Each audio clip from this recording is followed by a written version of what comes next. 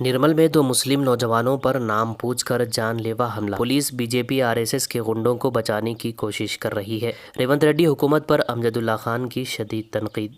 कांग्रेस की सरकार आने के बाद से, रेवंत रेड्डी चीफ मिनिस्टर बनने के बाद से मुसलसिल ये 20वां अटैक है 8 महीने में अक़लियतों के ऊपर, ख़ास तौर पर मुसलमानों पे ये 20वां अटैक है अभी तक। अब रही बात यहाँ पर कांग्रेस की हुकूमत है, तो यकीनन हम कांग्रेस के सरबरा राहुल गांधी, सोनिया गांधी और खरगरे जी से हम सवाल करेंगे, और ख़ास तौर पर इमरान प्रतापगढ़ी साहब से भी हम सवाल करेंगे कि आप जो है पूरे माइनॉरिटी डिपार्टमेंट के चेयरमैन हैं, आपका मुंह क्यों बंद है?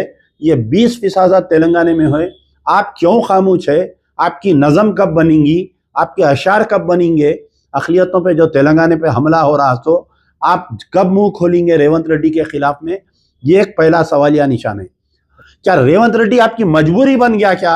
क्या रेवंत रेड्डी को आप लोग नहीं पूछ सक रहे? क्या आपकी कमजोरी बन गया क्या रेवंत रेड्डी? ये बात समझ में नहीं आ रहा है। तेलंगाना के जिला निर्मल के नरसापुर पुलिस स्टेशन के करीब रामपुर गांव में दो मुस्लिम नौजवानों पर शरपसंदों की जानिब से मुबैना तौर पर हमला किया गया। जानलेवा हमले में दो नौजवान जख्मी हो गए।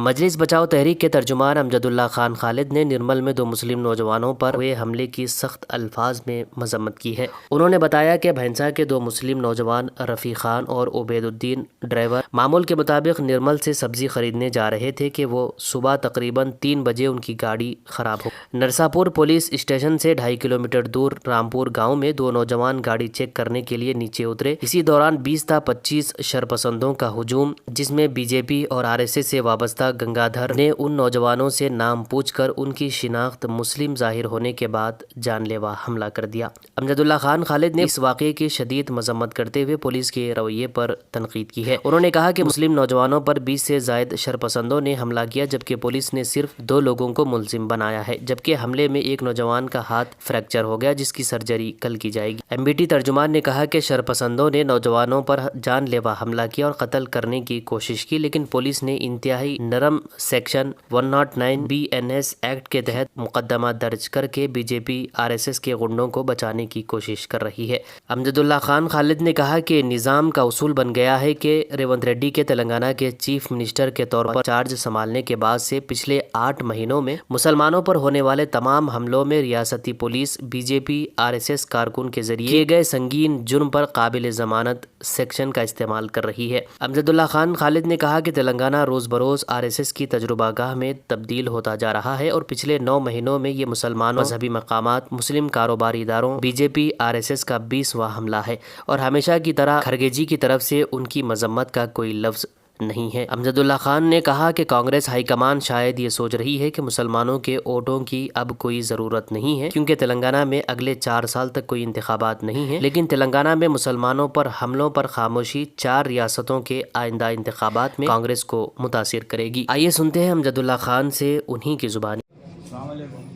हम लोग भैंसे से निर्मल आ रहे थे, हमारी गाड़ी रामपुर पे ख़राब होगी, हमारे फैन का बेल्ट निकल गया था, डायनोमा काम नहीं कर रहा था, तो हम लोग ब्रेक नहीं आ रहा बोल के साइड में लगाए, गाड़ी साइड में लगाए तो बानट उठाए, हम लोग उतर के उठाए तो देखे हम लोग चक्कर बेल्ट निकल गया, हमारे गाड़ी का फैन बेल्ट निकल गया। तो हम लोग काम कर रहे, हम लोग आए उधर से 10-12 जन मारना चालू करे, हम लोग बोल रहे करना नहीं होते, हम लोग चोरा बोले तो हम लोग मारना चालू कर दिए।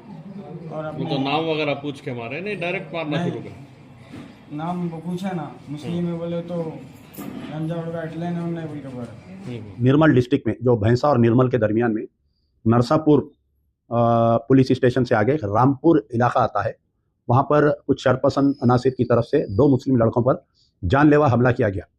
इशू ये है कि भैंसे से ताल्लुक़ रखने वाले कलीम नामी तरकारी के व्यापारी है, वो जो है निर्मल से तरकारी उठाकर भैंसे की मार्केट में लाकर तरकारी बेचते हैं, हमेशा रोज़ाना इनका रूटीन है। तो रोज़ रात में जो है इनकी गाड़ी, इनका ड्राइवर और इनका एक बच्चा जाके तरकारी भर के लेकर आके तरकारी बेचते हैं। तो कल रात में भी रूटीन के मुताबिक ये लोग निकले, इनका ड्राइवर उबैदुद्दीन और एक साथ में एक बच्चा था, रफ़ी खान नाम है, रफ़ी खान। तो जब ये लोग जा रहे थे तो इनकी गाड़ी का जो डायनोमा का बेल्ट है, वो बेल्ट टूटने की वजह से इनकी गाड़ी में आवाज़ आ रही थी। तो नरसापुर पुलिस स्टेशन से 2.5 किलोमीटर दूर पर रामपुर बोलकर एक विलेज है, वहाँ पर ये लोग रुक के गाड़ी बाजू लेके बानट उठा के लाइट डाल के देख रहे थे अचानक वहाँ पर एक 20-25 आदमी हथियारों के साथ आकर ये दोनों बच्चों पे हमला किए। हमला करके अपनी उनकी कस्टडी में रख लिए लोग, कई देर तक मारते रहे। तो इस वाक़ये में जो है दोनों लड़के ज़ख्मी हैं। जो उबैदुद्दीन उन्होंने भी ज़ख्मी है और रफ़ीक खान का हाथ टूट गया। उनकी कल शायद सर्जरी होंगी। गवर्नमेंट हॉस्पिटल निर्मल में इनको शरीक किया गया है।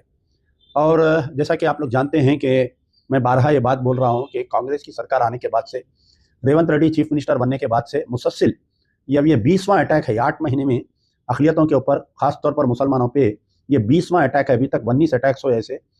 और पुलिस जो है हमेशा की तरह इस मरतबा भी crime number 103 section crime number 103 of 2024 ये जो है नरसापुर पुलिस स्टेशन में एफआईआर इशू किया गया। जैसा ही ये हमला हो रहा था, ये लोग जो है 100 डायल करके, नहीं, ये लोग भैंसे में अपने लोगों को इत्तला किए, तो वो लोग 100 डायल करके बोले। जब पुलिस आई, पुलिस आने में ताख़ीर की, तो भैंसे से तमाम लोग ने वहाँ पर पुलिस स्टेशन पहुँचने के बाद में ऑफिसर सो रहा था, उसको नींद से जगाने के बाद में जाके पुलिस वाले ये 2 लड़कों को बचा कर लेकर आए। तो दोनों ज़ख्मी हैं। बाद में ये पता चला कि ये जो रामपुर गाँव है नरसापुर के आगे निर्मल डिस्ट्रिक्ट का, गंगाधर, यल्लना और इनके साथ एक 20-25 आदमी थे जो इन लोगों पे हमला करने के जिम्मेदार हैं। अब यहाँ पर बात सुनिए आप मेरी, कि पिछले जितने भी वाक़यात हो रहे हैं, यानी Congress government Revanth Reddy chief minister बनने के बाद से लेके आज 8 महीने की तक मिली में ये 20वां वाक़या मैं बोल रहा हूँ आपके सामने, कि जहाँ पर अगर मुसलमानों पे हमला हो रहा तो पुलिस का जो है ये बजरंग दल, आरएसएस, बीजेपी हमलावरों के ऊपर नरम रवैया रह रहा है। नरम रवैया, चाहे आप जो है कोई भी वाक़या लीजिए, जिंगी चरला का वाक़या लीजिए, आप जो है जितने भी साबिक़ा में वाक़या आए हैं, तो अब ये कल रात के भी वाक़ये में जो क्राइम नंबर 103 ऑफ 2024 सेक्शंस में जो केसेस बुक करे, 118 subsection 1 of BNS, 118 subsection 2 red with 3 of subsection 5, यानी दो लोग जाके हमला कर रहे हैं, जबकि हमलावर 20 से 25 लोग हैं। और बिल्कुल छोटे बच्चे आपस में एक दूसरे को 2 पचकड़ा मार लेते, ऐसा सेक्शन लगाए जो नाके से बेलेबल है। यानी आज शाम में उनको पूरों को बेल देके छोड़ देते। डीएसपी नरसापुर जो है एक प्रेस स्टेटमेंट देके ये जारी करे, जबकि बच्चे का हाथ टूटा और जो है कत्ल की नीयत से हमला करे वो लोग, तो अटेम्प्ट टू मर्डर, यानी अटेम्प्ट टू मर्डर नया जो सेक्शन है बीएनएस का 109 सेक्शन 109 ऑफ बीएनएस लगाना चाहिए था, लेकिन डीएसपी नरसापुर और एसपी निर्मल डिस्ट्रिक्ट ये नहीं लगाए। हमेशा की तरह जैसा पिछले 8 महीने से पुलिस का फाशिस्ट तंजीम आरएसएस बीजेपी के वर्करों के ताल्लुक से जो नरम रवैया है, इस हमले में भी वही नरम रवैया देखा गया है। अब यहाँ पर सवाल पैदा होता है कि जो लोग कांग्रेस को वोट दिए हैं, जो अक़लियती कायदीन हैं कांग्रेस में, और इतने वाक़यात पेश आते जा रहे हैं। आप एक लिस्ट ऑफ वाक़यात है, आप देख सकते कि एक लिस्ट ऑफ वाक़यात में अक्सर बयान करता हूँ। हाल ही में जो वनपर्ती में जो बच्चियों पे हमला हुआ, उसमें भी बेलेबल सेक्शन है। जो बच्चों का स्कार्फ खींचे, हाथ मोड़े, एसपी वनपर्ती और डीएसपी वनपर्ती मिलके बेलेबल सेक्शन डाले और आज की तारीख तक उनको भी गिरफ्तार नहीं करे। और मुझे यकीन है कि ये जो वाक़या रामपुर का वाक़या हुआ नरसापुर यानी निर्मल डिस्ट्रिक्ट का, इनको भी बुलाते, नाके से बेल दे देते, बेल देके इनको चला देते वापस। तो आखिर ये क्या हो रहा है? Telangana has become the laboratory of RSS. RSS वाले अब तेलंगाना को एक लेबोरेटरी बनाकर गुजरात के वैसा माहौल यहाँ पर पैदा करना चाह रहे हैं, राजस्थान और मध्य प्रदेश के जैसा यहाँ पर माहौल पैदा करना चाह रहे हैं। मॉब लिंचिंग स्टाइल में मार के मुसलमानों को वीडियो जैसा नॉर्थ इंडिया में बनाया जा रहा है और यहाँ पर कर रहे हैं। अब रही बात यहाँ पर कांग्रेस की हुकूमत है, तो यकीनन हम कांग्रेस के सरबरा राहुल गांधी, सोनिया गांधी और खरगरे जी से हम सवाल करेंगे, और ख़ास तौर पर इमरान प्रतापगढ़ी साहब से भी हम सवाल करेंगे कि आप जो है पूरे माइनॉरिटी डिपार्टमेंट के चेयरमैन हैं, आपका मुंह क्यों बंद है? ये 20% तेलंगाना में हुए, आप क्यों खामोश है? आपकी नज़म कब बनेंगी? आपके अशार कब बनेंगे? अक़लियतों पे जो तेलंगाना पे हमला हो रहा, तो आप कब मुंह खोलेंगे रेवंत रेड्डी के खिलाफ में? ये एक पहला सवालिया निशान है। राहुल गांधी, जहाँ पर बीजेपी रूल स्टेट में कोई दलितों पर अगर हमले होते हैं तो जाते हैं, सर पे हाथ रख के बच्चे को गोद में बिठा के फ़ोटो लेते, उसके झोपड़ी में जाके खाना खाते।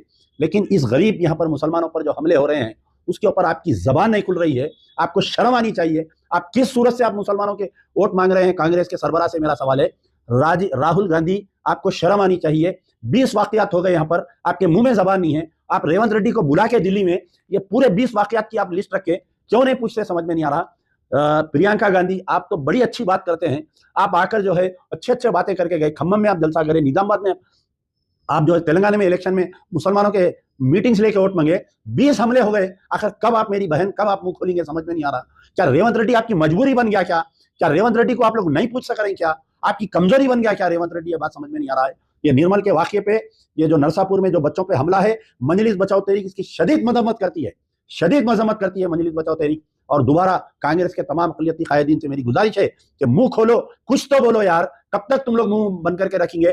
देखिए, जो चेयरमैन से 5 चेयरमैन से आप लोग कुर्सी से खबर में जाने वाले नहीं हैं, आप लाइट गाड़ी के लेके खबर में जाने वाले नहीं हैं। कल जो बीआरएस में जो चेयरमैन थे, जो ओहदेदार, जो इख्तियार पर थे, जो होम मिनिस्टर थे, जो डिप्टी चीफ मिनिस्टर थे, मुसलमानों पर जुल्म हो रहा था, खामोश थे वो लोग, और आज आप लोग खामोश है। कल जो खामोश थे आज उनकी क्या हालत है देखिए। आजमपुरे में गली का कुत्ता नहीं पूछ रहा आज उनको वहां पर, तो कल आपकी भी हालत ऐसी हो जाएगी। अगर मुसलमान नाराज हो जाएंगे, तेलंगाना से कांग्रेस तो जाएंगी, आने वाले दिनों में हिंदुस्तान में भी कांग्रेस का सफाया हो जाएगा। इसलिए ये मेरा मुतालिबा है, मुंह तो खोलो, कुछ तो बोलो यार, इसके बारे में एक वीडियो तो बनाओ, मजम्मती बयान तो बनाओ अक़लियती कायदीन।